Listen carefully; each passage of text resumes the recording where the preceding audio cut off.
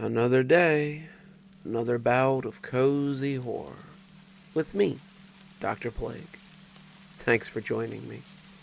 I know you can hear a little someone in the background. He's excited you're here too. He does love his belly rubs.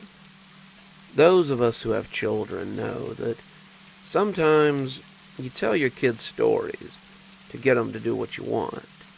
Don't stay up too late, or the boogeyman might get you. Don't go out after dark, or the forest spirits might get you.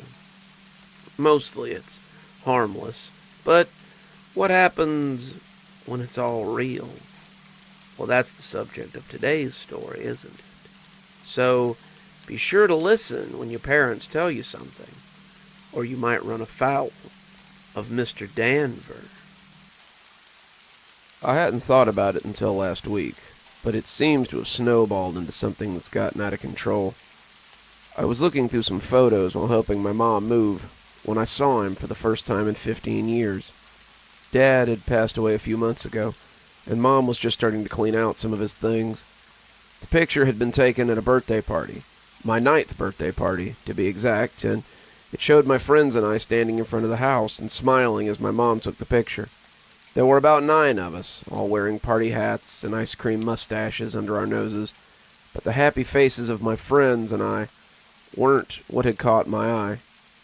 It was the gaunt man standing in the window of the living room, the one looking out at us with the empty black eyes and the sinister little smile, the man who had haunted my childhood, though I'd never quite believed in him after the age of 12. Mr. Danver, a specter that my late father had brought to life. I remember the first time I had ever even heard of Mr. Danver, and the memory made my skin crawl. It wasn't scary because of what I had been told, but because of the unwilling way that my father had shared it. I had been 5, and we were getting ready to go to preschool. I hadn't slept well the night before, and I was cranky as I sat at the table and picked at my breakfast. I was wearing half my school clothes, 1 sock, 1 shoe, and I was so far from being ready that when my dad saw me, you could tell that he knew we were going to be late. "Come on, kiddo, we need to get moving. Finish your breakfast, get your clothes on, find your shoes. Let's get on the road." I don't remember what I said to him, something snarky and grumpy, and when he turned back to me, he spoke before he had quite made up his mind to. "You better hurry and get ready before Mr. Danver comes to get you." The silence that hung after that statement was enough to make me turn my head and look at him, and that's why I saw when he slowly put a hand over his mouth. He was looking at me like he'd just sworn, and he was afraid that I would start repeating it. He seemed terrified of what might suddenly come out of my mouth. "Who's Mr. Danver?" I asked, and that seemed to seal the deal. Dad went rigid, not all at once, but slowly, like something petrifying. His eyes stared out at nothing, his mouth opening a little bit as he gasped slightly. His body seemed to be trying to fight whatever was going on and failing, his mind railing against the inevitable. He looked like a landed fish, something struggling to breathe, even as it struggles with the hook that has pulled it from the water of life. And when I asked the question a second time, the hook seemed to find its anchor, and he stopped fighting. "He comes for bad kids, naughty kids, kids who don't listen. He finds where they hide, and they go missing. When Mr. Danver comes to town, you better beware. When Mr. Danver comes to town, you better be scared. He's tall and old, with skin so thin. His hair is wisps, gray as tin. His teeth are sharp, his eyes are black. He'll drag you off, and you'll never come back. When Mr. Danver comes to town, you better beware. When Mr. Danver comes to town, you better be scared." He delivered it all in the well-trained cadence of an off-Broadway actor at an audition. It sounded like something he had repeated 1,000 times, and I realized then that it was something I'd never forget. The scariest part about it wasn't what he had said. It was how he had said it. The voice was so different from Dad's that it was like watching a ventriloquist talk through him. Suddenly, it felt like a stranger was in the house, and I shuddered as a cold chill ran through me. I didn't say anything in the face of that silence, but when I lifted a hand to my eyes, I realized I was crying. Large, silent tears were sliding down my face, and as my dad came out of his trance, he started crying too. He came to scoop me into his arms and pressed me to his chest as he repeated the same thing again and again and again into my corn silk hair. I'm sorry. God help me, I'm so sorry. When Mom came home to find us both watching Disney movies on the couch, she asked why he had called out of work and not taken me to school. When he explained the situation in soft tones as he pressed his mouth against her ear, she joined us on the couch and pulled me into her lap.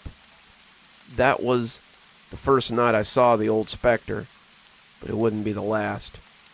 I woke up with the most profound chill I'd ever felt. It ran up my cheeks like mice feet, and my eyes popped open as I lay in bed.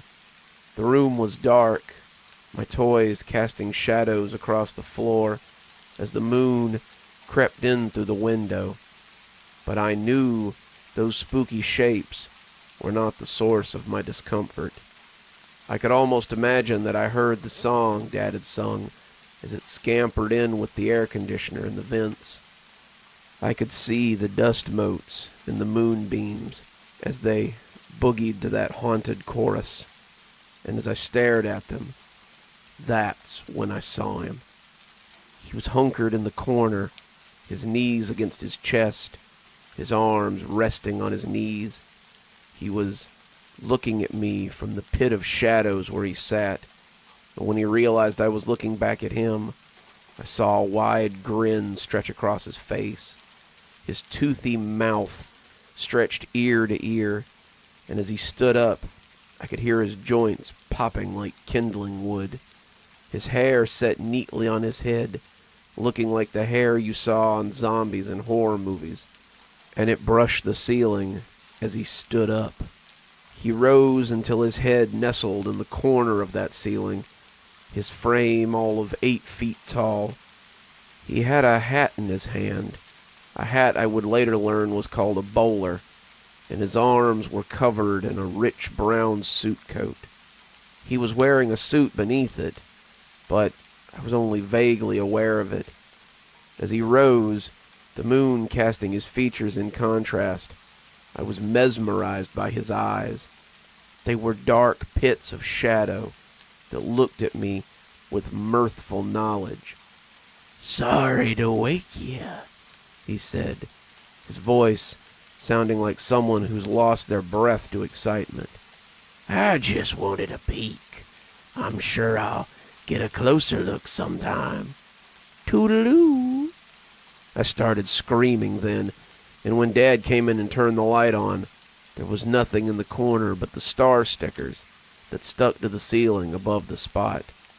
Those stickers never glowed again, and I took them down when I noticed and threw them away. I was afraid he had gotten his taint on them. Dad pulled me into a hug, Mom beside him, hugging me in an instant, and both of them held me until the shaking stopped. After that, I saw him any time I did something disobedient. Sometimes I would see him lurking in the corners of my vision if I said something smart to my mom or dad. Sometimes I would feel those black eyes watching me if I didn't do my chores. There was a time when I heard him laughing after I'd gotten angry at my mom, and I was always quick to apologize and make things right. Mr. Danver made me conscious of my actions in a way that I'd never been before, and I was a better person because of it, I suppose. I never saw him when I was rude to my friends, but just the knowledge that he might be watching me made me forgive more often, and I was less likely to be cruel to others. Sometimes when I thought about cheating on a test or taking something from a store, I would imagine him just waiting to get me, and think better of it. It all culminated when I was 12, on the day I ran away from home. I'd been looking forward to a sleepover at my friend's house that weekend, an event that was highly anticipated. Matt had one of these for his birthday every year, and a bunch of us would go to his house and eat junk food and watch movies and tell scary stories and just have the times of our lives. I'd been looking forward to it for weeks, and I knew that if Mom found the math test at the bottom of my bag, the one with the big red F on it, I could hang it up. I'd buried it deep in my backpack, but not deep enough, apparently. She had found it before I could make my escape to the party, and we had gotten into a screaming match over it. It was unfair, I told her. I'd looked forward to this party for so long, and it wasn't fair that now I didn't get to go. She said that was too bad, and if parties were more important than schoolwork, then I needed to get my priorities in order. I was so mad, so furious with my mom, that I did the unthinkable before I could remember the specter of Mr. Danver. I told her I was going whether she gave me permission or not, and walked out the door before she could stop me. I ran up the street, heading for Matt's house, listening to my mom call from behind me. I expected her to be angry. I expected her to be upset. Instead, she just sounded scared. She told me to come back, that we could talk about this, but I was in no mood to listen. I was going to the party, whether she liked it or not, and nothing was going to stop me from getting there. It wasn't until I saw him standing under a burnt-out streetlight that I remembered the looming specter of Mr. Danver. When it began to flicker, I realized it had a little more juice in it. In the flickering light, I could see the tall, thin frame as he grinned at me, his translucent skin clinging to his face like a mask. He had his hat in his hand again, his immaculate suit still looking pristine in the flickering light, and his eyes reflected that flicker like a stuffed animal's. He looked unreal, standing in the everyday world, like a piece of Halloween decor that's a little too well made. He was utterly still, his head brushing the bottom of the lamp, but his fingers gave away his excitement. They drummed on the brim of his hat and made him look like a dog preparing to yank his lead and give chase. We stood looking at each other for a count of 5 before I turned and shot off towards home. Mr. Danver was coming after me just as quick, but his lack of footfalls made me panic all the more. I turned to look and saw the too-tall thing eating up the ground. His long legs moved like a spider's, and he ran like a cartoon character in big, exaggerated galumphs. He was gaining on me with every step, his strides twice my own, and I screamed in frustration and terror as I put on an extra burst of speed. To think that a moment of frustration was going to seal my fate forever. I'd been hyperfixated on my behavior for so long, and now a sudden lapse in judgment was going to kill me. When Mr. Danver comes to town, you better beware. The wind seemed to bring the hateful words to my mind as it rushed past my ears. When Mr. Danver comes to town, you better be scared. I was scared. I was terrified. When my house came into view, I was afraid that I would get snatched within view of the front door. Mr. Danver would reach out with one long arm and pull me into the darkness, and I'd be gone forever. It would happen just that quick, and no one would know what had gotten me. Correction, my parents would know. They would know, but how would they tell anyone? To admit to such would make them sound nuts and probably make people think that they were responsible for my disappearance. I turned suddenly, going through the gate and running up the walk, and I felt the icy chill of Mr. Danver's hand as it passed inches from me. I took the steps 2 at a time, praying the door would be unlocked, and when Mom threw it open, I leapt into her arms. I'm sorry. I'm so sorry, Mom. I'm sorry. Please forgive me. Please don't let him take me. I pressed my face against her, not daring to look back into the yard. Mom whispered that she forgave me, but when she talked to Mr. Danver, Her voice was a mixture of rage and an old fear. "Get out of here. All's forgiven. There's no misdeed. You cannot take him." I kept my face pressed against my mom, but I still heard Mr. Danver's spidery voice when he answered her. "Another time, then." When I peeked back, he was gone. Dad came home an hour later, getting off work early after Mom called him, but I was still shaking and sobbing on the couch. "Why?" I asked him when he came in. "Why did you tell me about Mr. Danver?" My dad was quiet for a moment, thinking about his answer, before sighing and saying, "'Cause it's not something I meant to do. It happens. Someday it'll happen to you too as well." "Never. I would never do that to my child." I shuddered as he wrapped me in a hug, but I didn't pull away. "Sweetie, you won't have a choice." I didn't have a choice. My father didn't have a choice. No one has a choice. Once you know about him, the knowledge demands to be shared. His name is dark knowledge, a secret shared by many, and it must be served. That was when he told me how he had come to know about Mr. Danver from his father. I was playing with something on the couch when Dad told me to clean my room. I ignored him, wanting to finish my game, and when he said if I didn't go do it now, he would call Mr. Danver, I looked up, and when he said it, the look on his face was both confused and afraid. Dad, your grandpa, wasn't always the nice guy that you know. He joined AA when I was in high school, but before that he was a drunk. He could be mean when he was drunk, too, and I should have known better than to hesitate when he asked me to do something. Instead, I asked who Mr. Danver was, and when he sang me the little song, it was the soberest I'd ever seen him up until that point. The words were forced out of him like vomit, and when he finished, he threw his arms around me and told me how sorry he was. Dad looked at me, and his eyes were hollow pits. I saw him in my room that night, and it wasn't the last time either. He told me that when he'd told the story to Mom, the one about his father telling him about Mr. Danver, she'd cried and said that she'd seen him too. Her dad told her too, "One day you'll tell your kids. You won't want to, but you won't have a choice. The song is as inevitable as Mr. Danver." "What you got there?" I jumped as Mom came in and found me looking at the picture. I put it in my pocket, not wanting to remind her about Mr. Danver if I could help it. I moved to another box, Mom taking the box of photos I'd been looking through, and I tried to put the name out of my mind.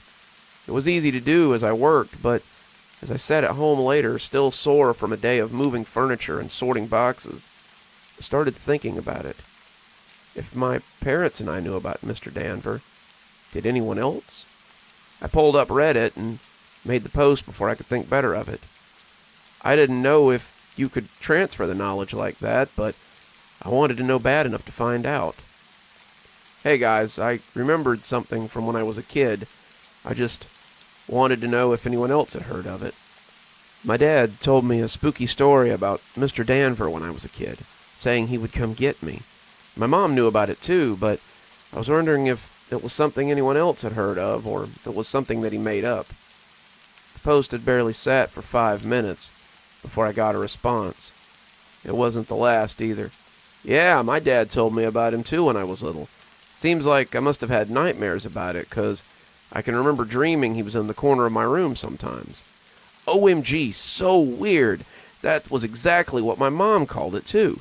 It was weird when she told me too. I thought she was having a seizure. My uncle used to tell me that he would come get me if I was bad. Wasn't there a song or a poem that went along with it too? Yeah, it was pretty catchy, but I can't remember all the words. On and on and on. The thread had about 100 comments, and Not all of them were Americans either. Mr. Danver seemed to be something that lived in the consciousness of most English-speaking people. And even if it had a different name, the descriptions they gave were exactly the same. Tall, suited, pale, wispy hair, sharp teeth, black eyes. The description was universal, and the idea that I wasn't alone didn't make me feel any better. If you too have experienced Mr. Danver, then it's already too late. One day you'll tell your kids. One day they will have the knowledge. One day, if they're lucky enough to avoid the icy grip of Mr. Danver, they'll pass it on. The cycle always continues, whether you want it to or not. One day, I too will infect my child with the looming specter of Mr. Danver. Uh-oh. Looks like you've got some company. Hope you didn't intend to go anywhere for a while, because I can tell you from experience, that one there sticks in for the long haul. In this age of telemarketers and ghost calls, we've all got some weird numbers before, but I doubt any of you have gotten one as weird as this. So, if you see this caller, be sure to pick up. You never know what secrets you might learn from a no-name, no-number. I work in a hospital call center. It's not great work, but it pays the bills. Though you may not think it, you get a lot of calls during the 8-hour shift you work. Usually it's just people trying to find a relative who might be in there, someone trying to schedule an appointment in surgery, maybe even someone seeking medical advice. I'm apparently not qualified to do any of those things, so the job became a lot of telling people, "1 moment please while I transfer you." Then you send them off to their desired department, or not, and you get to talk to them again, except less polite this time. You get a lot of angry people too, most looking for billing, or maybe because they got charged for a hospital service they didn't receive. Those people are best sent off as quickly as possible, before they can get a good head of steam going.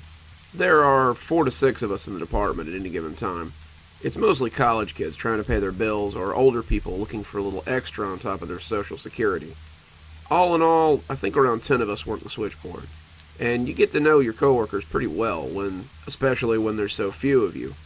We also take turns working the midnight shift, most of us working the day or the mid shift primarily, and at the end of the month, we all walk away with a nice chunk of overtime for our troubles. People being people, there's always 12 or 16 hours of overtime a month.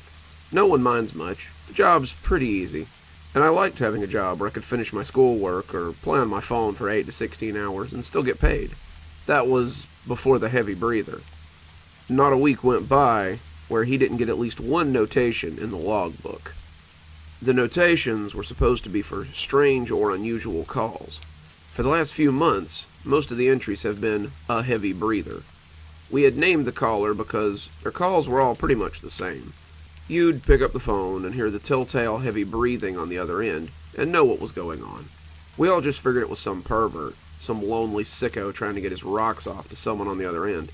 You'd hang up before he could get his satisfaction and make a note of it in the logbook. I say these things like they were regular occurrences, but in truth I had yet to get the mystery caller. Every other operator had gotten him at least twice, some of them 3 or 4 times, but I had never managed to see what all the fuss was about. I would get my wish a couple of days later, though. 3 days of midnights?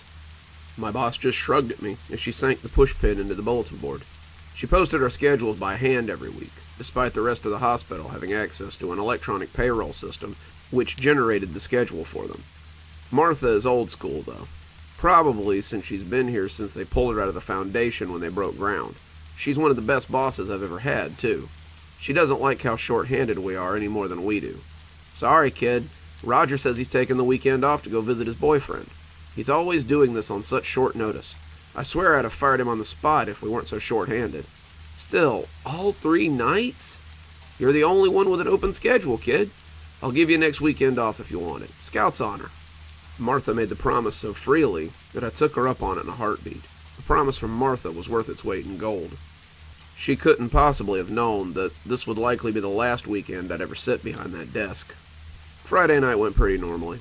I arrived at 11 p.m., brewed a thermos of coffee, and got to my desk around 11:15. Jordan and Aiden were there, finishing up their calls and cleaning up their stations as they waited for midnight. We chatted a little as I logged on, discussing call volume and talking about tonight's call-in schedule.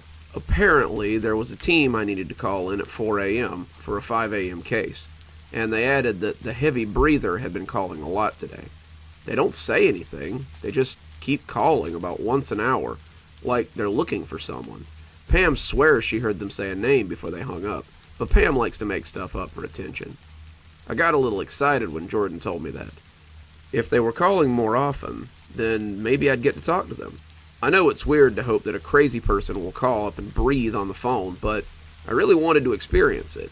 I felt like it would make me like everyone else, and I was a little sore that I hadn't gotten him yet.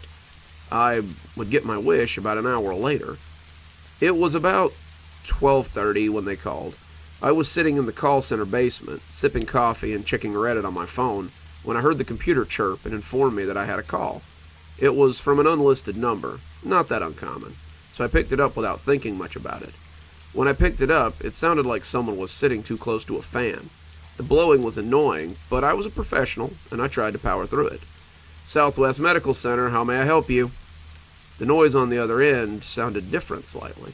I realized all at once that it was rain coming down hard on a window somewhere. Was it raining outside? It hadn't been when I came in. There hadn't been a cloud in the sky, actually. The rain covered it slightly, but as I sat in silence, I began to hear the deep breathing on the other end. There he was. There was the weird caller. Hello, Southwest Medical, can I help you? The breathing persisted, overtopped by the rain that hit hard on the window of wherever they were. I reached for the book to start scribbling down the usual message when I heard something over the phone. I heard a voice. Sorry? I asked, taken aback a little. It's always dark here. The pen fell out of my hand. No one had ever heard this person talk. It was always just heavy breathing for a couple of minutes before they hung up. Had they been waiting for something? I wondered for a moment if they'd talked before and maybe no one had told me. Was I the first one they'd ever talked to? It's always dark here, they repeated, and this time I stopped thinking and started listening. Where are you? I asked, not sure what else to say. The rain is so loud tonight. The voice was neither male or female and sounded low and growly, like someone getting over a cold. Look, I'm not sure who you are, but you've called a hospital. If you need some help, I'll be happy to help you, but otherwise, I need to... Cherish says hi, the voice whispered. That made the hair on the back of my neck stand up. I had a sister named Cherish. She was about 12, and as far as I knew, she was asleep at my parents' house. I shook off my fear and began to become a little angry. Whoever this was, they were obviously having a laugh on my account, and it really wasn't funny. Who is this? Roger, is this you? I swear to God, I'm going to HR if this is you. This isn't even a little bit funny. You need to stop. That's when the line went dead. I held the phone against my ear for a few more seconds before putting it in the cradle and looking around nervously. I expected Roger or maybe Jordan to pop out of the break room with their cell phone, laughing because they'd spooked me. All the company I got, though, was the sound of the air conditioner cycling overhead. I sat for a few more minutes, drumming my fingers, trying to forget the call. The more I thought about it, the weirder it got, though. My coworkers would have called back to make fun of me if this was a prank. If it wasn't them, then some stranger on the phone had called up and said my sister's name. Coincidence or not, I needed to be sure. My mom picked up on the fourth ring, and I could hear Dad grumbling in the background. Hello? Mom, hey, sorry, is Cherish okay? I know that's a weird question, but I could hear her sitting up in bed. Are you okay? You sound upset. Just please, answer me, Mom. Is Cherish okay? I don't know, hun. She's at sleepaway camp this week. My blood ran cold. I need you to call down there and make sure she's okay. What's all this about? She said groggily. I got a weird phone call a minute ago, and now I have to make sure she's okay. My phone rang, and I looked at the number. Unknown name, unknown number. It couldn't be them again. Mom, I need to call you back. Just promise me that you'll call the camp and make sure she's okay. Mom said she would, and I hung up and picked up the incoming call. I was immediately bombarded by the sound of rain on glass and muffled heavy breathing. The caller's voice sounded watery, slurry, like they'd recently choked on some water. They sounded like someone with a sore throat or a bad case of pneumonia. Like a drowned person. Hello? Hello? Who is this? Cherish needs your help. I gritted my teeth and tried not to scream into the phone. Whoever this is, you need to stop. I'm not amused. You're not funny. I want you to... He's gone to get her. She thinks he's her friend, but he isn't. He wants to hurt her. You have to stop him. Who's gone to get her? The woodsman. He's a bad man. He wants your sister. I didn't have the slightest idea who this person was talking about, but whatever their game was, I was starting to get freaked out. Look, this isn't funny. If this is a joke or something, it's really gone to... The line went dead then, and I was left with static. I spent the next hour in a fitful state. I didn't want to call Mom back and bother her with this, but what if whoever that was wasn't kidding around? Surely my sister wasn't stupid enough to just go off with someone into the woods, right? I didn't know, and that lack of knowledge made me nervous. I began to feel the walls of the basement closing in on me, and the claustrophobic feeling made me shake. When the phone rang again, I caught it on the first ring without even really looking. Hello? I could hear the quaver in my voice. The rain was softer now, but the voice was no less intrusive. He has her! It all but screamed at me, and I thought I could hear someone in the background crying and screaming just under that husky rasp.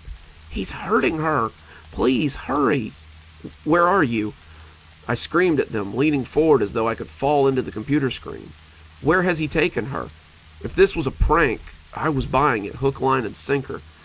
I could hear someone, a small girl it sounded like, screaming and crying, as someone did God knew what to her. My cell phone roared to life. I looked down to see it was Mom and picked it up without thinking.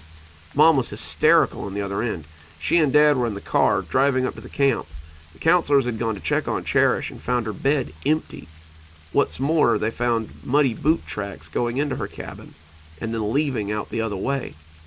They can't seem to track them. The rain here, it's been torrential. The state police are bringing in the tracking dogs, and they're going to start as soon as they can. She's in the woods, Mom. Someone has her, I sputtered out, still hearing the screams on the phone. Mom was silent for a few breaths. How do you know that? I've got a caller on the phone who says she's alive, but it sounds like he's hurting her. They're in the woods, Mom. Tell them to search the woods. She hung up on me, and when I picked up the phone, it had gone dead again. I sat in the silence and felt utterly impotent. Should I leave and go help them look? My job wasn't really the thing holding me there.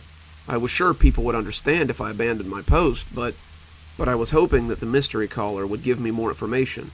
Every second counted now. If my information would help them find my sister a little quicker, then all the better. I muddled through a few late-night calls while I waited, and I'm sure the people on the other end could tell I was tense. After an hour, Mom called to let me know that they'd arrived at the camp. The rain had made it very difficult for the dogs to find a trail, but they'd started searching the woods anyway. The police were confident they could locate her, but Mom wasn't so sure. She sounded scared and tired and just plain defeated.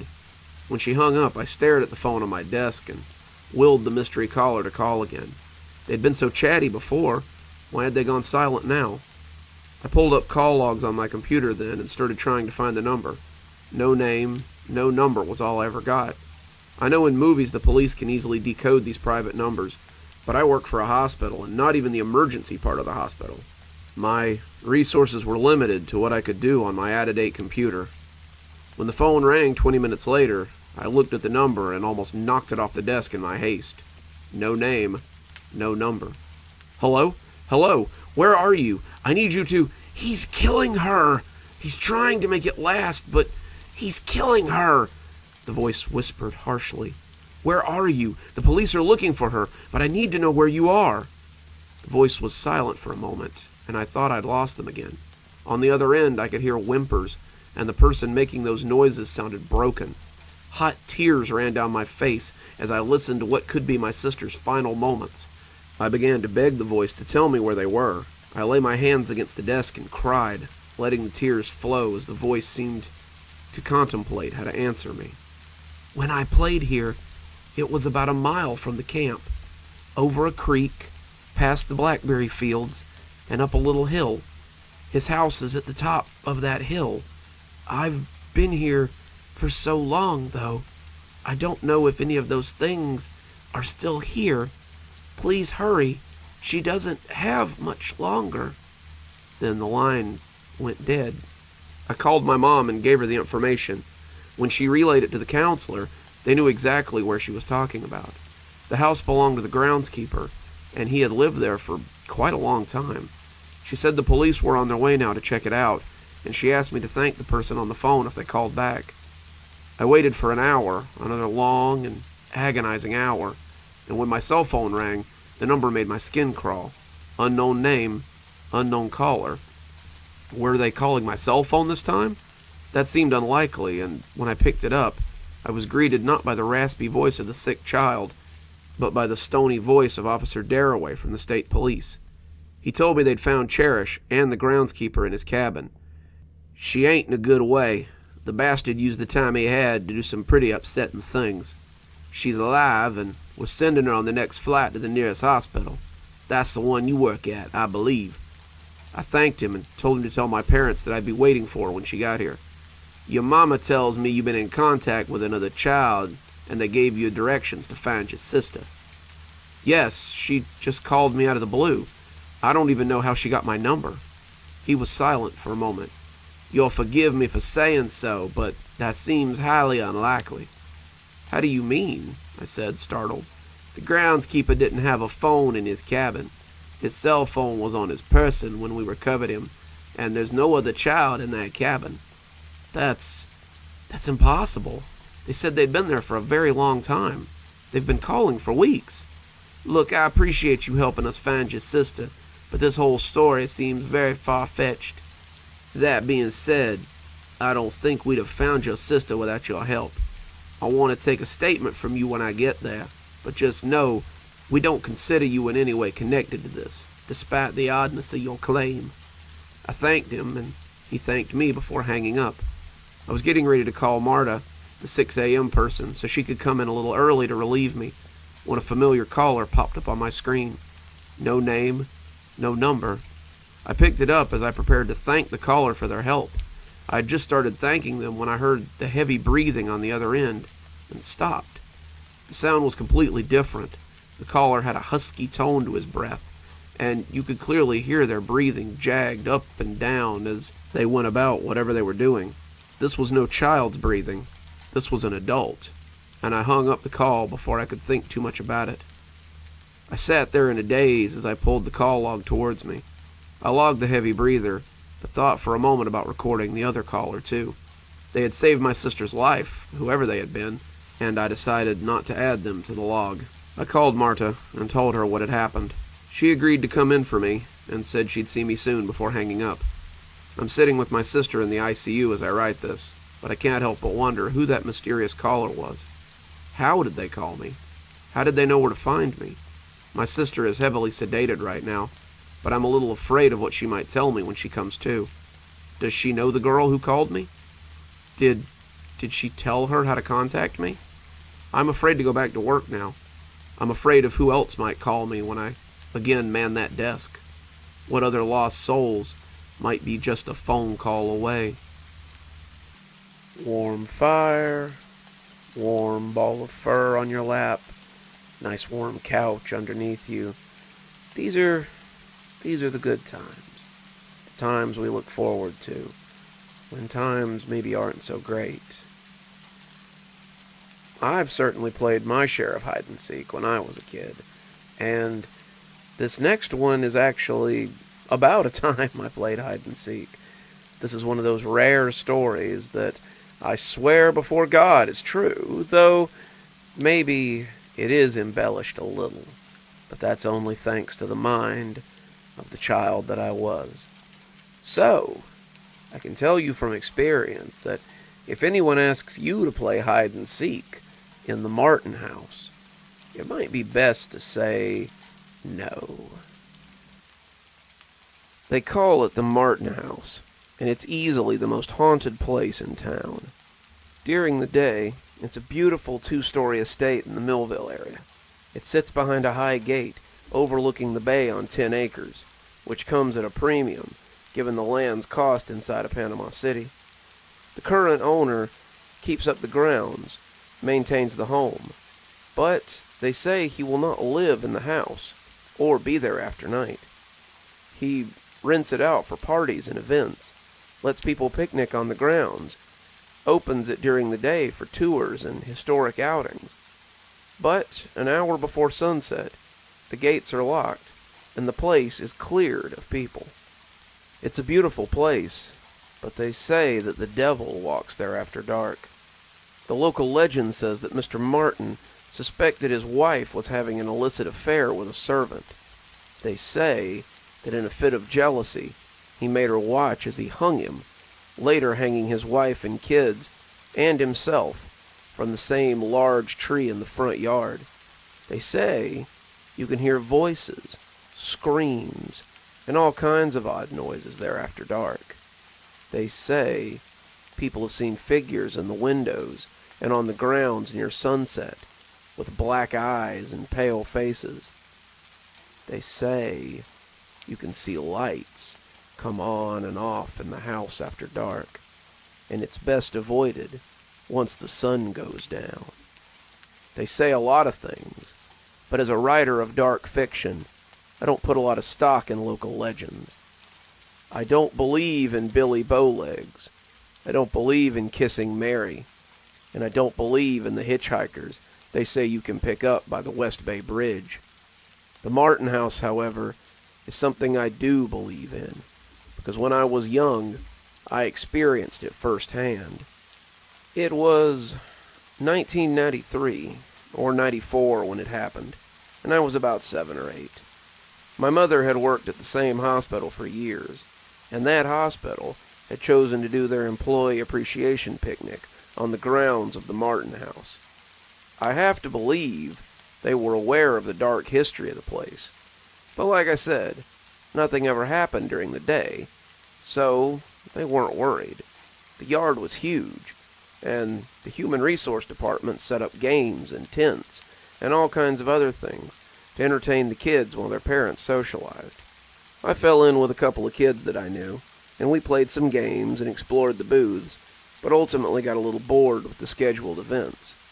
These were kids that I didn't know well, but we all knew each other in that way that you know someone after spending years upon years going to these sorts of scheduled events with them.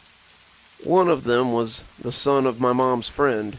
Another one was a kid I actually went to school with, but didn't really pal around with outside of things like this. Another one was just a kid who would wander up and fall back in with us when we all got together. There were about 7 of us that day. The rest of them just falling in with a group of kids to play games, and I can't remember who suggested that we play hide and seek. It was unanimously agreed upon, but after playing on the lawn for a few rounds, it became a little dull. When someone suggested that we could play in the house, that sounded like a much better idea. So we went inside, but quickly discovered the problem with playing indoors. The house was kind of a museum, and adults didn't really like it when kids were running around things that could be broken. We tried for a couple of rounds, but after being yelled at by a lady in a dress, we thought we might have to go back outside. That was when we saw the kid on the stairs.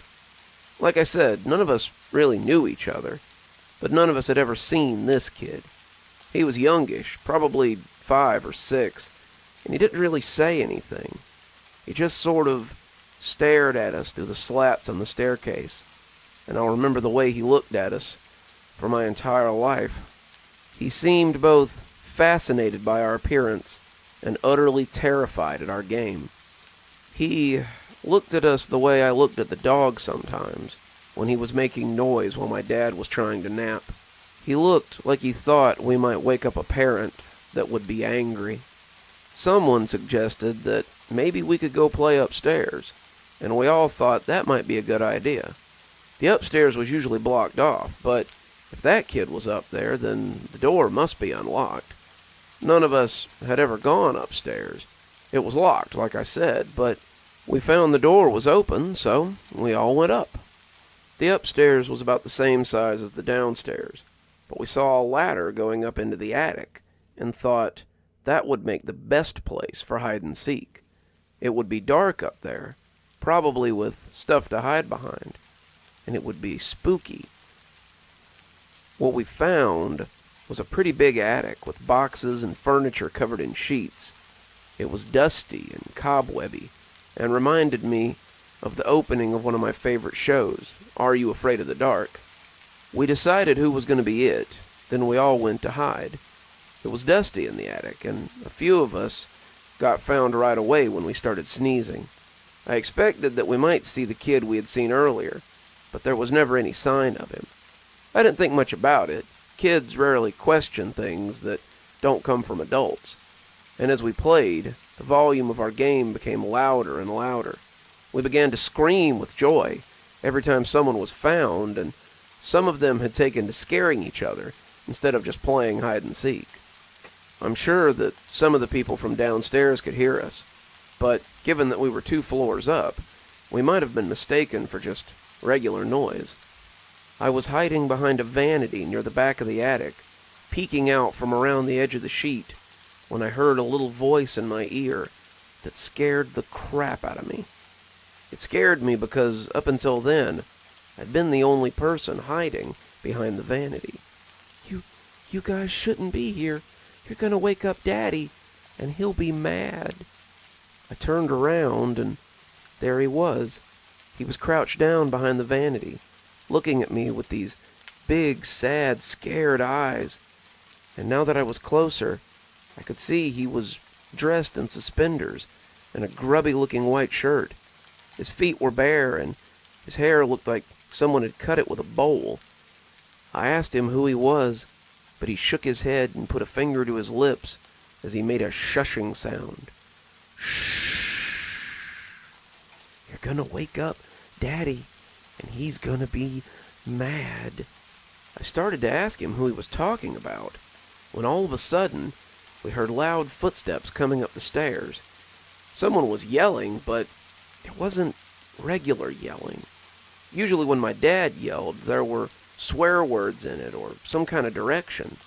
This yelling was just babbling, like an angry beehive or a car when it needs an oil change.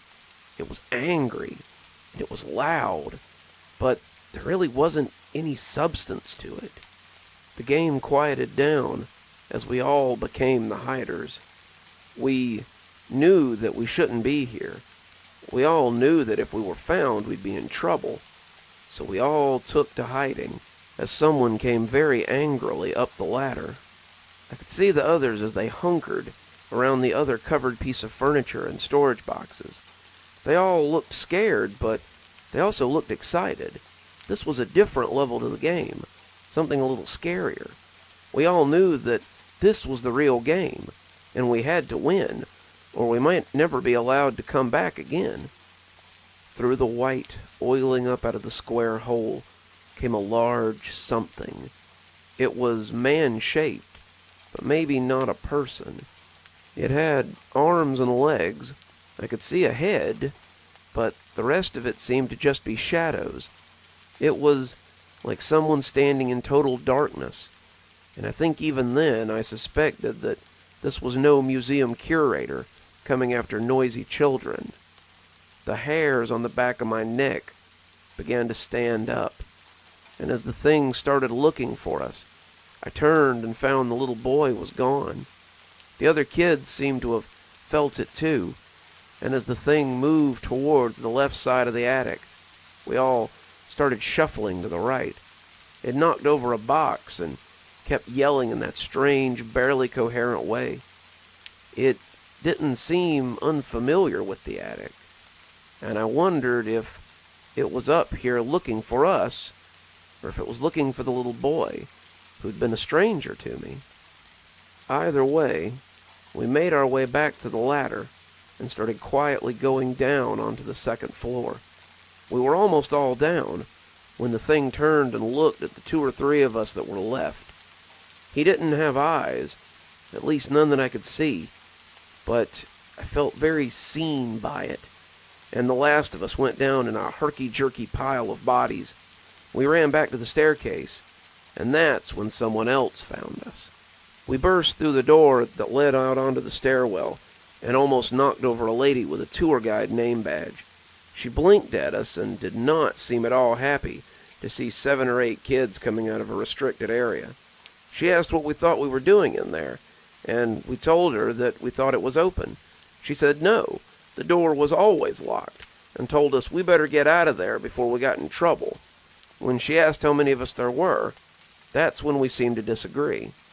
Some of us said 7, but a few of us insisted that there were 8. No, there was only 7 of us. Remember, that's why we didn't play Capture the Flag. Yeah, but then the other kid joined us, so we had 8. What other kid? There was only ever 7 of us. The kid in the suspenders. He was playing in the attic with us. At that point, the lady was completely frazzled and collected up all of us and brought us downstairs to have a talk with our parents. In the meantime, she had a few of the other people search the second floor and the attic for a missing kid. Most of our parents were not terribly pleased about being drug away from the festivities because their kids couldn't behave, and we got an earful as we stood in the foyer of the Martin house. Some of us, me included, were more worried about the missing kid than getting into trouble. I can't speak for everyone, but I'd seen how scared he was. I don't know who he was afraid of, but I was afraid that whatever that thing had been, it had got him. As my dad let me have it for acting out, my eyes started to wander. I was looking at the pictures on the wall, the ones showing the Martin house through the years, before they finally settled on a very familiar face. The kid looked less scared and more confused, but it was definitely him, standing on the front lawn with 2 other kids and his parents. The house behind him looked a little different, but it was definitely the one we were standing in right now.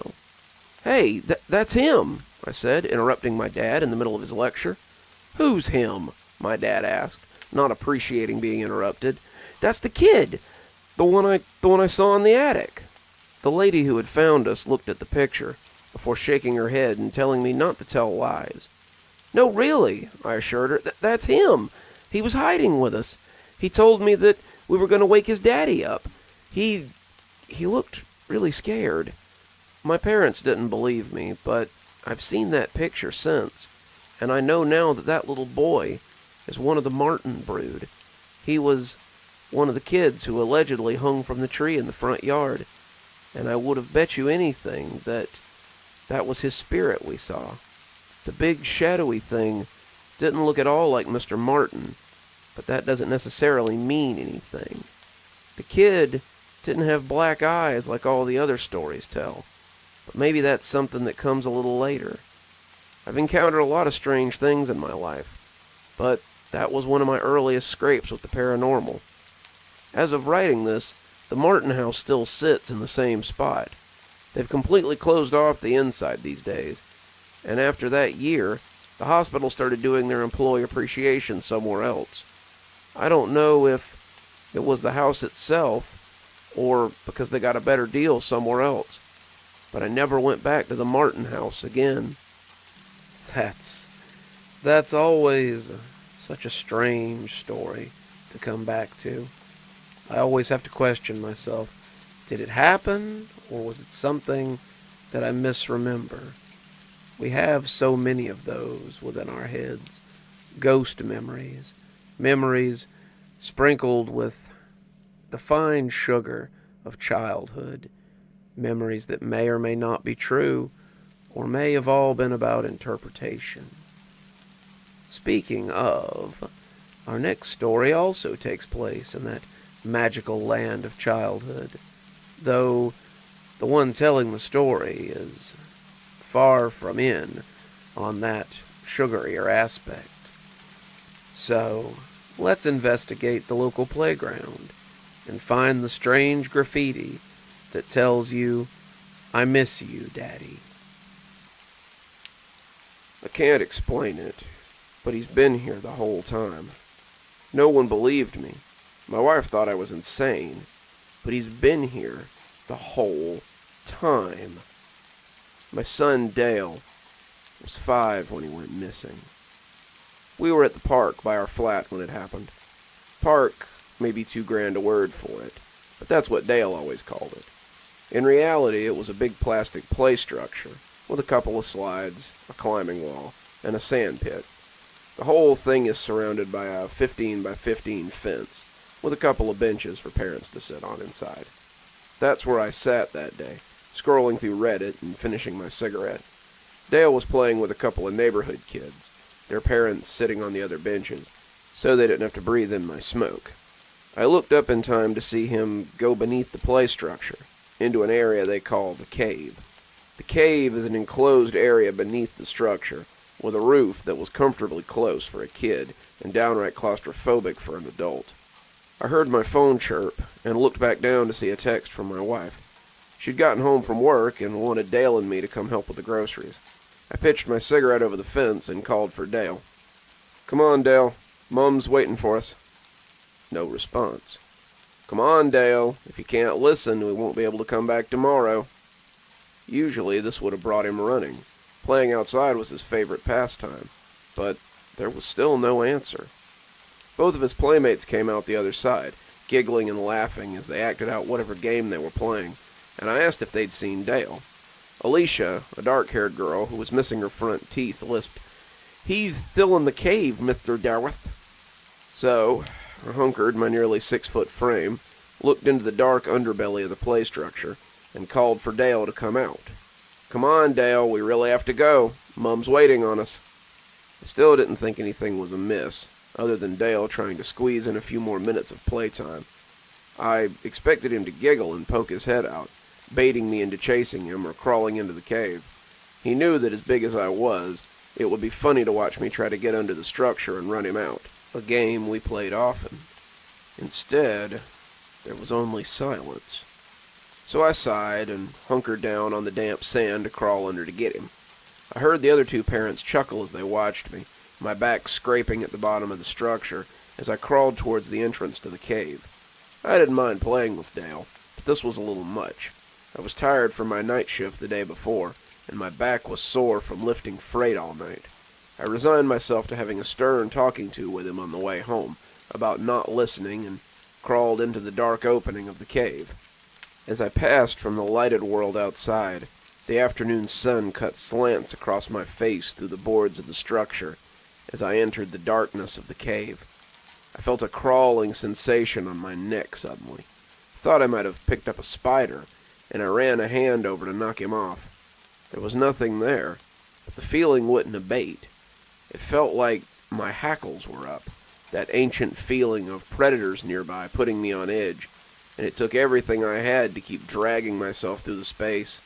It was only about 5 feet of blackness, but the space was preternaturally dark. It was the weirdest I had felt in years. Was it always this dark in here?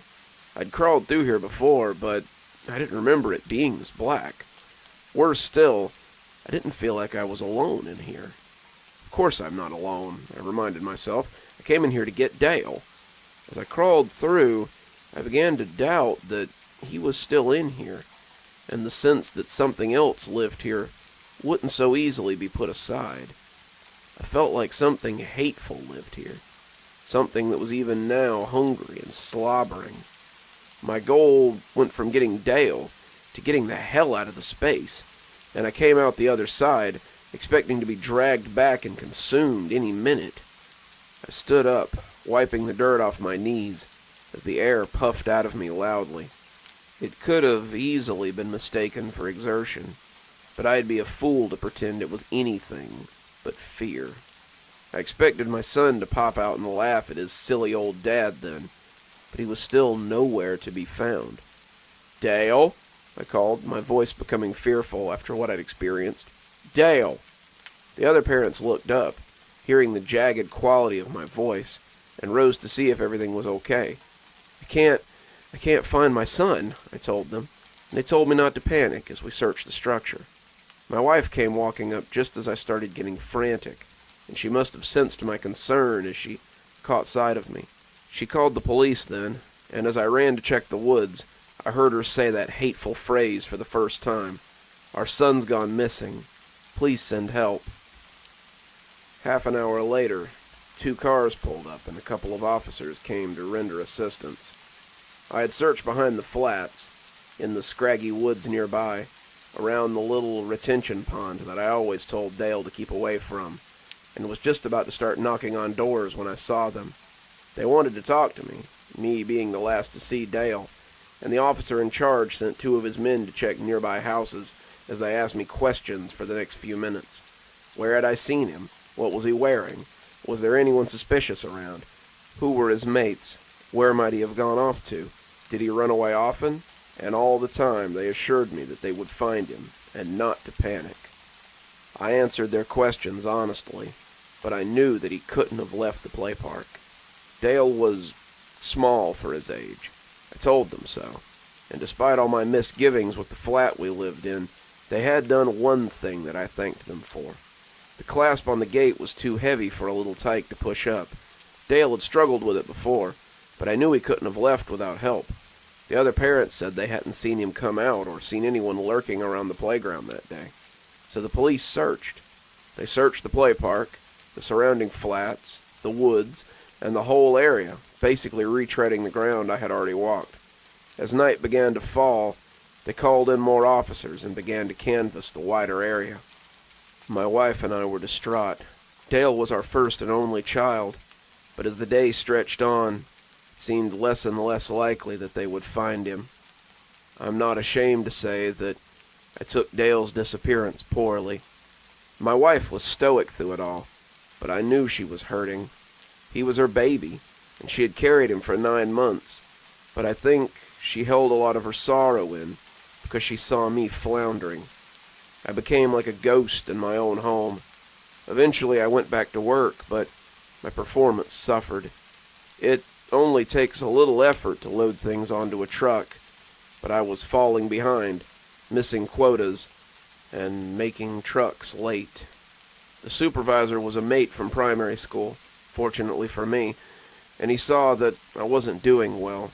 He suggested counseling and told me it might help, but I didn't want to tell some stranger about my problems. A year passed, my wife and I growing distant as the days went by, and as the anniversary of Dale's disappearance drew closer, I finally really screwed things up at work. I can't even say that it wasn't my fault, because it absolutely was. I was operating a lift, something I'd done since I got certified at 19, and as I backed out with a load, I hit a riser.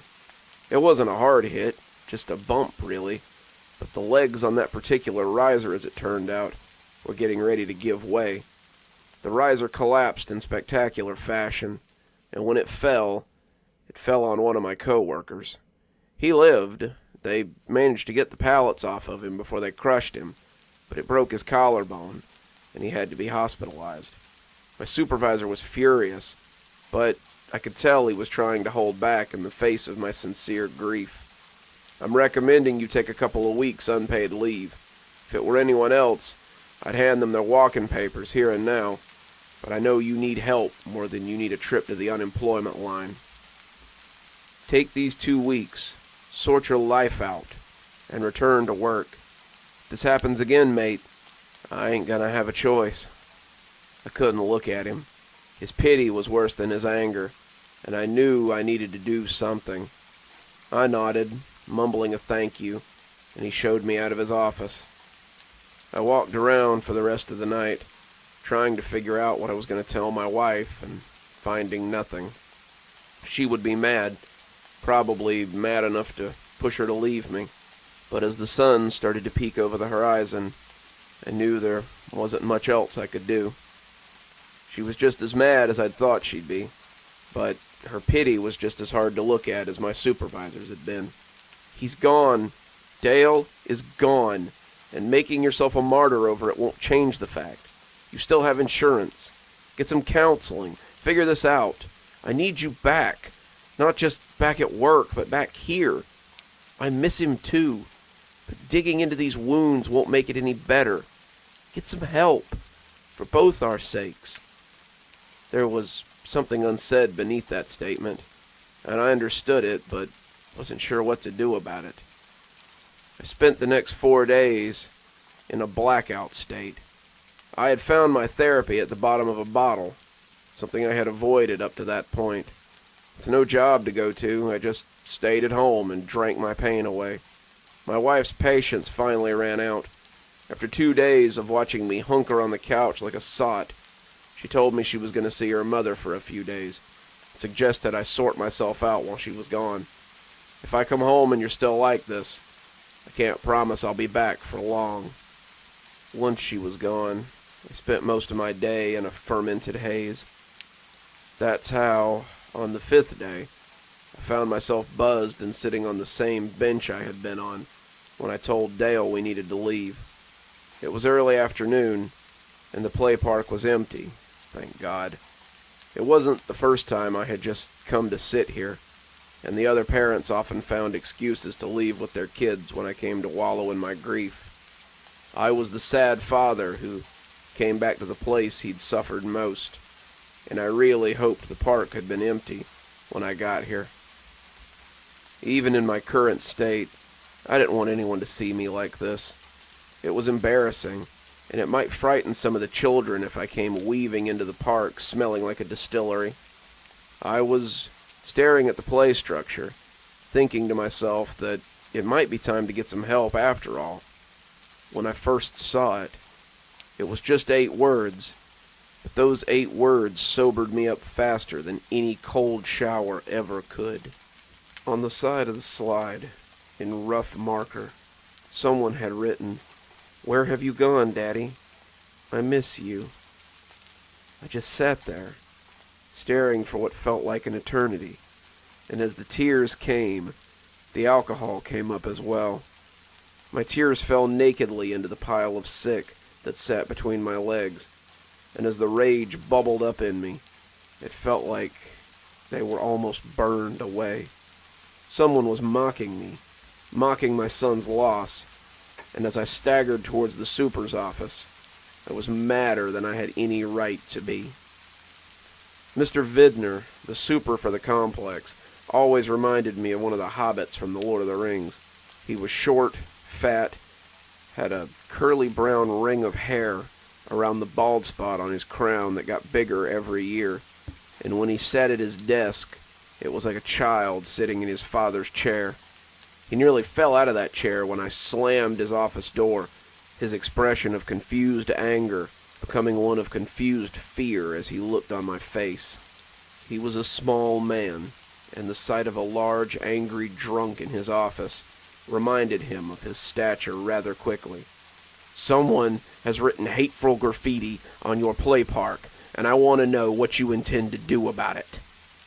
He took a minute or two to collect his thoughts before asking what the hell I was talking about. I took him out to have a look, leading him to the slide in question, and he looked taken aback as he read the words. "Who would do such a thing?" he asked, more to himself than anyone. The way he side-eyed me, I could tell he'd thought I might have done it myself, but one look at my face made him rethink it before he said it. "I'll take care of it immediately, Mr. Dawes. In the meantime, why don't you go get some rest? You look under the weather." He had the decency not to call me a drunk out in the open, and I conceded the matter as I went home to sober up a little. As night began to fall, some undetermined amount of time later, I sat up from the couch and listened to the 5 or 6 stout cans rattle angrily to the floor. By the headache and the mealy taste in my mouth, I had not gone home and sobered up. As I moved into the kitchen to make something for dinner, I remembered the words on the slide and felt angry all over again. As the meat pie I had taken out of the freezer spun in the microwave, I wondered if Vidner had taken care of it like he said he would. I wondered if he'd painted over it or washed it away or how he had done it. Were the words still sitting there on that slide? As the microwave dinged, I resolved to go find out, and took my pie and plastic fork on a little field trip. I watched the steam roll off the top as I walked down to the little park, the night air alive with crickets and night birds. It would have been pretty if I hadn't been in such despair. The trees were losing their autumn leaves, becoming bare and skeletal, and the air was crisp enough to make my undershirt unadvisable. My bare feet slapped at the concrete as I walked away from my flat, and the closer I got, the better the view of the offending slide. The words were gone, the pressure washer having left the slide a little lighter for its effort. But as I came through the gate, I saw that something else had been added to the side of the structure.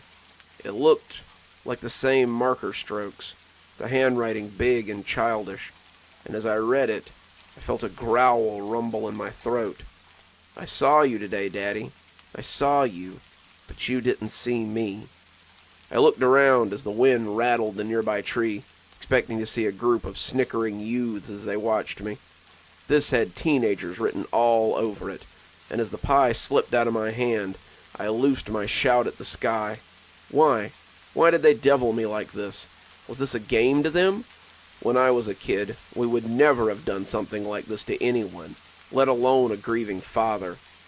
The dark offered up no answers, but the side of the play park did when I turned back. Beneath the first message, another, smaller message was written in the same childish scrawl. The longer I looked at it, the more I recognized it. How many times had I watched my son scribble words in his reader just that way, filling in the workbook pages in big, looping script as he prepared to go to kindergarten. Daddy, I can see you, but you can't see me. Please help me. It's scary here. I hunkered on my knees in the sand, looking at the words as I ran my fingers over them. They looked just like his, and as I felt a splinter catch in the pad of my thumb, I pulled it back sharply. There was no way he could be here. There was no way that he could have been hiding here for a year. But as I watched the playset, I had no doubt that he had written those words. Dale, I said, my voice quavery as I glanced into the shadowy depths of the playground. Dale, I shouted a little louder, casting around as I tried to find him. I walked around to the other side, stumbling in the gritty sand as it sucked at my feet. My head was full of rails, and my words slurred even to my own ears. There were doubtlessly people looking down through their curtains at me as I capered like a sot drunk, but I didn't care. My boy was here. He was here somewhere, and I needed to find him. I tripped then, going face down in the sand, and when I came up, I saw a new message on the wet-looking plasterwood. It was hard to see in the shadows that I sat in, but as I got closer, I put my trembling fingers on it to make sure it was real. My fingers came away tacky, the tips black as if they had touched wet marker. I need you to come get me, Daddy. I'm stuck in the sad swamps, and I need help. Excuse me, sir. Everything all right here? As their flashlights hit me, I squinted, but the words were like a brand across my eyes. The sad swamps was what Dale called the swamps of sorrow from his favorite movie, The Never-Ending Story. We had watched it about 1,000 times, and when the VHS that I had owned as a kid finally broke in the VCR, we had searched for it on DVD until we found it at a local thrift store. He watched it every day before his afternoon nap, and I imagined that he could just about quote it word for word. Seeing the word sad swamps made me certain that it was Dale talking. But how? How could he be talking to me from... The light was right in my face now, and I pulled up a hand to block it. Some of your neighbors were worried. You were faring poorly, Mr. Dawes. They heard you shouting and wanted us to come check on you. They were being kind. It seemed that everyone was being kind these days to poor old drunk Mr. Dawes. But I didn't have time for them. I'd seen something under the edge of the play park, half a word that was buried in the shadows. It was his latest message, and as I staggered towards it a little, I hoped it would tell me how to get to him. What happened? One of them asked in his jovial tone as he leaned down. Why flock you out after you came home snookered? Well, we can get you a place to sleep it off, sir. Never... He had put a hand on my shoulder, but I pulled away from him as I tried to see the words that were written beneath the structure. It was just 6 words, but I couldn't see the last one, and the last one seemed very important. The police grabbed a hold of me, but I fought to get away as I tried to see that last word. I got as close as I could, both catching me under an arm as they pulled me away from the structure, and finally I saw it. I repeated it again and again as they put me in the back of the car, all the fight out of me now, wanting to commit it to memory before my drink-addled brain made a muck of it. "We'll phone the missus and let her know that she can pick you up in the tank, Mr. Dawes. If she don't wanna, then I guess you're sobering up on a bench for the night, so long as you don't try any more of that." I ignored them as we left the parking lot, my flat disappearing behind us as I repeated those 6 words like a mantra. Look for me inside the cave. The police hadn't been wrong. My wife was livid. She came down to the station, her clothes clearly thrown on hastily, and glowered at me through the bars of the holding cell. It was just me in there with a few old gaffers, and they were snoring in a corner as I slouched on the bench. I was still imprinting those words on my brain, mumbling them like a magic spell, when I heard her voice and looked up into her scowling face. "I can't believe you've done this. It isn't enough that you get sent home from work, that you do nothing but blunder around like an old tramp, and that you won't get any help for yourself.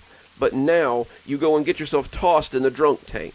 I'm done, Malcolm. Do you understand me? This is the last straw. I won't stay here and watch you destroy yourself."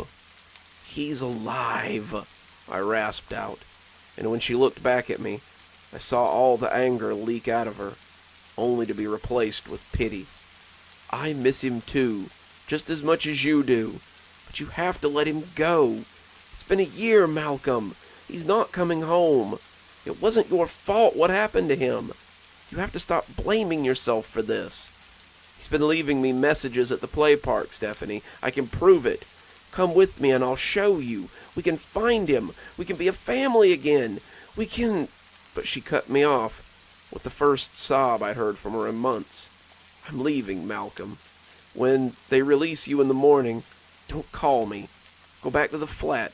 Go to your mother's house. Go to hell for all I care. I can't watch you do this anymore." She left me there with the other drunks, but I'd already decided what I had to do.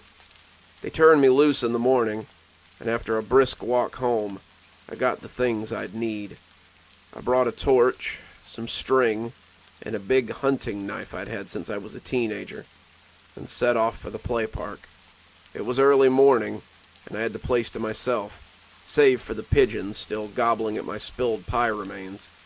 I didn't see any new graffiti, but I didn't need any. I knew where Dale was, and as I got on my hands and knees, I crawled around the playground and into the cave. Even in my assuredness, I felt foolish as I moved into the cave. It was dark, but I could still see the light streaming in from the other side. I didn't feel that same sense of foreboding like I had before. No sense of monsters coming to gobble me up, and I turned on the torch as I checked out the corners. The cave was a box of 4 walls with a roof of thick plastic overhead, and I should have been able to see all 4 walls. 3 of the walls were normal enough, but as I looked to the west-facing wall, I was aware of another opening that led into a space that shouldn't exist. An opening between that led into deeper darkness.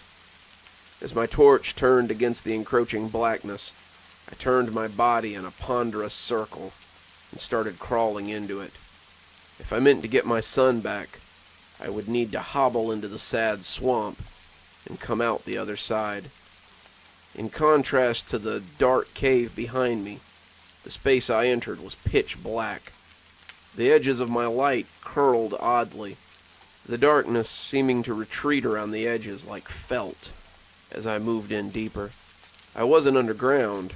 I was still heading forward, but given the dimensions of the play structure, the place I crawled shouldn't exist. The length was wrong. The longer I crawled, the more I expected to wake up and find that I had fallen asleep in the drunk tank. The space was cramped, but felt vast as it stretched on.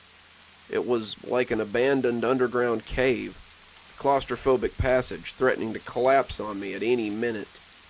Besides being black dark, it was also utterly silent. Besides the crunch of my knees as they moved over the sand, no other sounds seemed to exist. My own labored breathing seemed to be absorbed by that thick midnight around me, and every painful drag of my body sent a spasm of need through me. It was a primal need, a need to stand at my full height and stretch my arms up, a way to dissipate the confining gloom that hung around me. The same part of my brain made it pretty clear, however, how bad an idea that would be. What if my hands should pass into that darkness and never return? What if the darkness came back with the hand? I kept crawling into that inky soup, wondering if I would simply wander here forever. It was pitch outside the protective beam of my torch, and with every struggling shuffle, I wondered why I didn't turn around and go back. Nothing could survive down here. Nothing could live in this pitch blackness. If I didn't go back now, I'd never find my way out, and be forced to wander endlessly in this void until my torch went out. And then what? I knew I wasn't alone when I heard the soft scuff of feet on sand. I looked into the black expanse, expecting to see the beast that had terrified me the last time I found myself in this nothing.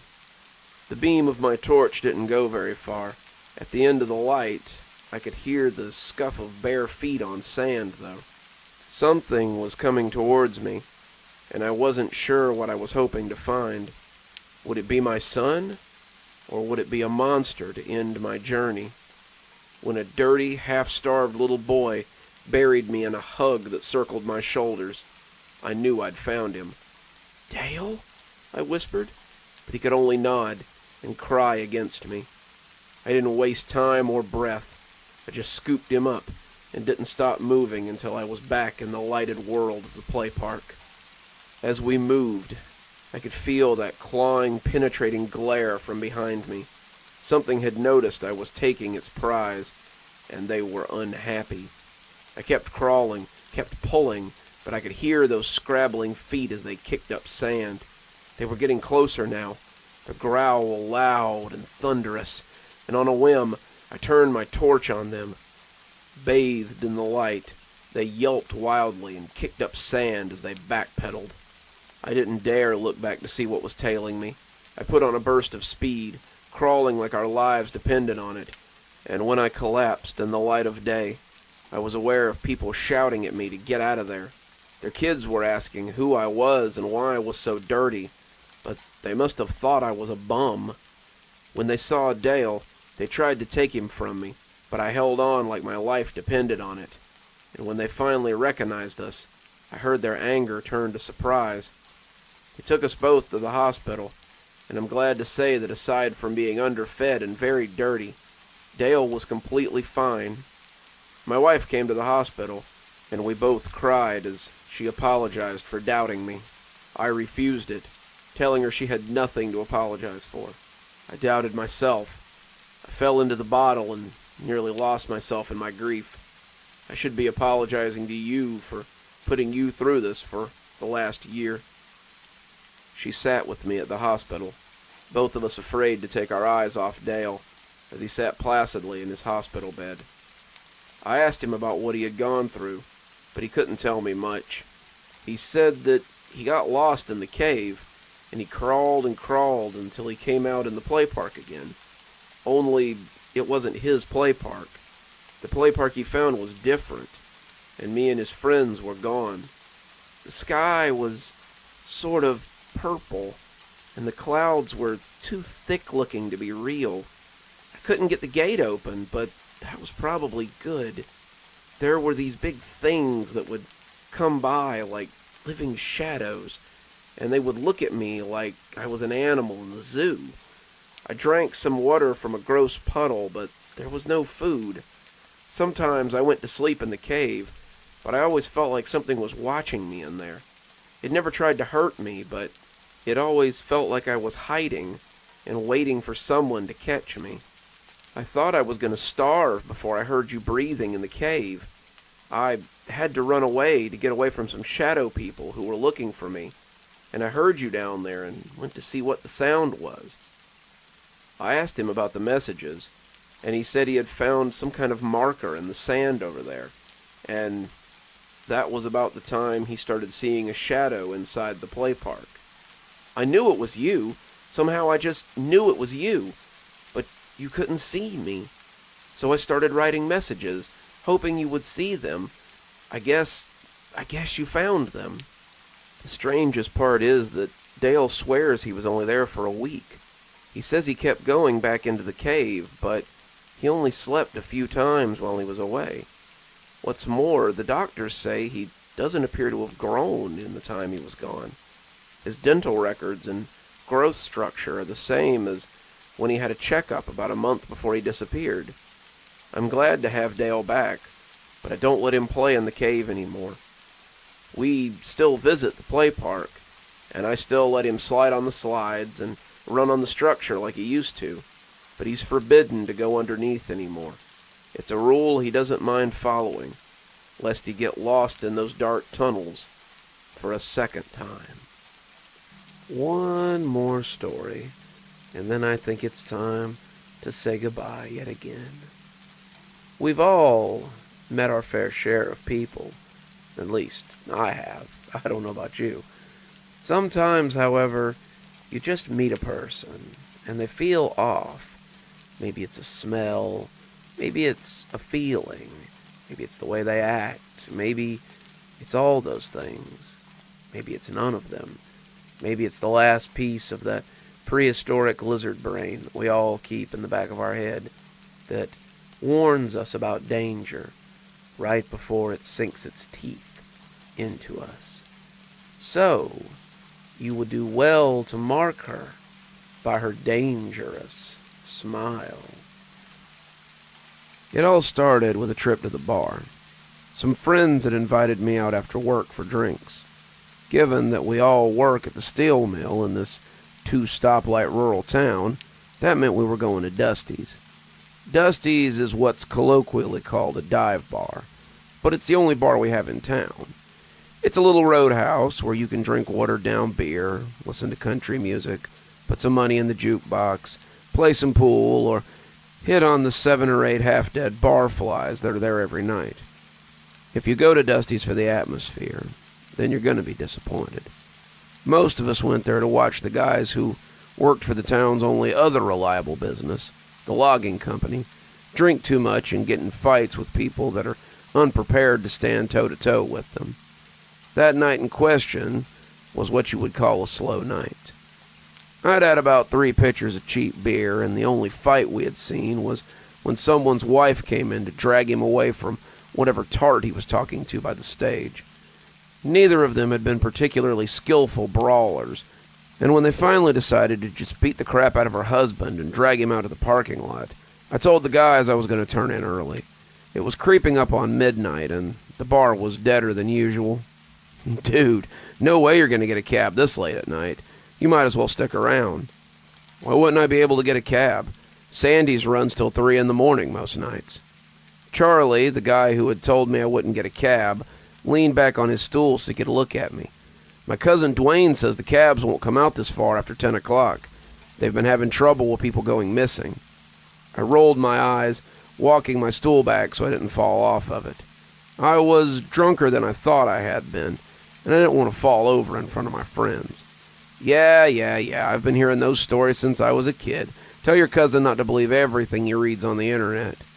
I took a staggering step towards the door, catching the bar with my hand as the room spun a little.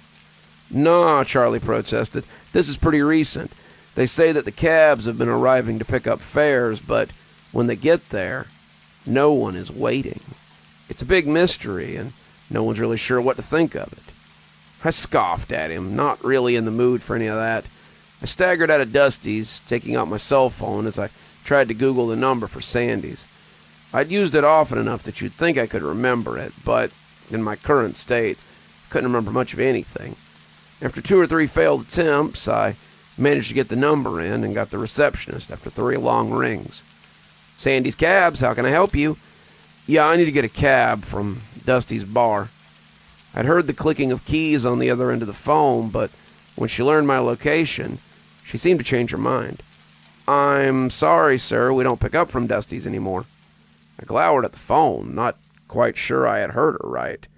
What kind of small-town cab company doesn't pick up from the biggest bar in town? How come? I asked. It was deemed too detrimental to our clients. I guess Charlie had been right. Okay, well, where can I catch a cab? There was some furious clicking, and when she came back, she almost seemed to be whispering, as if something might hear her. There's a bus stop down by Richmond. The company has said that it's the closest to Dusty's that will pick up clients. Richmond? It's almost 5 blocks from here. Sorry, sir. If you want a cab, then that's where you'll have to go. I considered just going back inside to wait for the others, but decided I was ready to leave. A walk would probably do me some good anyway. Fine. I'll meet them there in 30 minutes. The dispatcher said that she would dispatch a cab, and then promptly hung up on me. With that out of the way, I began my walk along the shoulder of the rural road. Fortunately, the weather was pretty good for early June. The pine trees on the left side of the road, side I was walking on, made a skittering sound in the wind, and it sent a chill down my spine. The thick swab of pulpwood trees seemed to stretch on for miles, and the farther I walked, the more it felt like something was watching me. It was little more than a tickle on the side of my face, the slight attention of something that I couldn't really see. But the farther I went, the more the regard rankled me. I tried to brush it off, telling myself I was just feeling creeped out after a long walk in the middle of the night. But I heard the pine needles crunching lightly beneath something, and decided to speed up. I tried to convince myself it was just a deer or a fox that I had disturbed up, and it would leave off after it got a sniff of me. They were more afraid of me than I was of them, and once they realized it, they'd take off. The farther I walked, though, the more I thought about the disappearance that Charlie had talked about. I wasn't much for news. I didn't even have a cable subscription, but I was shocked that I hadn't heard anything about these kidnappings or whatever they were. The thought that there might be something watching me from the woods with intentions of making me its next victim made me speed up a little more. I had to stop myself from running as I ate up the road. What would I do when I got to the bus stop if there was no cab there? Would I really be able to just sit in the terminal and wait while whatever was out there kept watching me? I shook the feeling off, feeling silly. It's just a raccoon or a possum or something. Just because it seemed to be going in the same direction I was, didn't necessarily mean it had ill intentions. I tried to ignore the soft sound of indignant pine needles as they broke underfoot, but the farther we went, the harder it became. It was just an animal, I told myself. I had just disturbed it in whatever had brought it out tonight, and now it was curious of me. It would go on its way soon. It would leave me alone if I just ignored it. I kept telling myself that, but the further I went, the harder it was to believe. It seemed to be stalking me from behind the dark forest, a predator intent on man-flesh. It looked like some kind of hunting cat, its head boxy and its body sleek and long. It slunk quietly along behind me, plotting its attack as it prepared to spring. That was stupid, I told myself. There was nothing there. I was just making myself paranoid. I was imagining the sound of large, flat paws on pine falls. I was creating the slightly elevated breathing of the animal. If I turned now, I wouldn't see anything but the shadows and the pine trees. I tried to make my head turn, but my neck seemed unwilling. I remembered something that my grandma had said once when I was a kid, and her voice rustled through my mind like a ghost. Some things don't like being seen, and when you see them, you can't take it back. When I saw the lights of the bus stop, I almost broke into a run. I made myself walk, however, because things like that love to chase, too. As I got closer to the bus stop, I became aware of someone sitting in the lighted shell. As I got closer, I could see it was a woman, her head down and her body abnormally still. I wanted to call out to her to warn her about the thing that was following me, but as I moved closer to the stop, I realized it had broken off its chase at some point. I breathed a sigh of relief, laughing at myself for psyching myself up. It had all been in my head after all, and I had never really been in any danger. As I came into the light of the bus stop, I almost laughed, my smile hard to hide. "Something funny?" asked the woman, lifting her head to look at me. My smile soured a little. Her voice sounded strange in the bus shell, and I worried that I might have offended her. "No, it's just I was worried about something, and it appears to have all been in my head. I was mostly laughing at myself for being foolish." I realized now that I was here that she was sitting with her knees against her face, and she had leaned her head against her knees as she turned to look at me. She was a stringy thing, older teens or early 20s, and her hair looked oily as it hung about her face like filthy drapes in a rundown trailer. She was dressed in something that had once been a sack or maybe curtains, and I wondered if she might be homeless. Worst of all, she had a smell about her, a smell that was not altogether pleasant, a smell that reminded me of my grandfather's smokehouse after hunting season, of the remains of animals left behind that smokehouse. "What was it?" she asked, her teeth looking too big in her mouth as she smiled. I was afraid of being stalked by some kind of hunting cat," I said, surprising myself by speaking at all. "A cat? In this part of the world?" She scooted a little closer to me, a minute movement, but too much for me. This part of the world is more accustomed to bears, I hear," she said. As she scooted this time, I scooted away. Like I said, it was just a feeling. "What kind of feeling?" she asked, scooting again, though I couldn't figure out how. Her arms were around her legs, her knees against her cheek, and she seemed to have no means of scooting at all. It was, I stuttered, my mouth suddenly very dry. "It was like being Red Riding Hood while the wolf stalked her." At that moment, I was as sober as I had ever been. Between the creature and the girl, all the drink had been burned out of me, and I suddenly wondered if the creature might have left because it smelled her. Her smile threatened to cut her cheeks. "I imagine that was exhilarating. Did you enjoy feeling like the prey for once? Did your blood demand that you run, but your mind insisted that walking would be safer? Did you know how much I wanted to chase you?"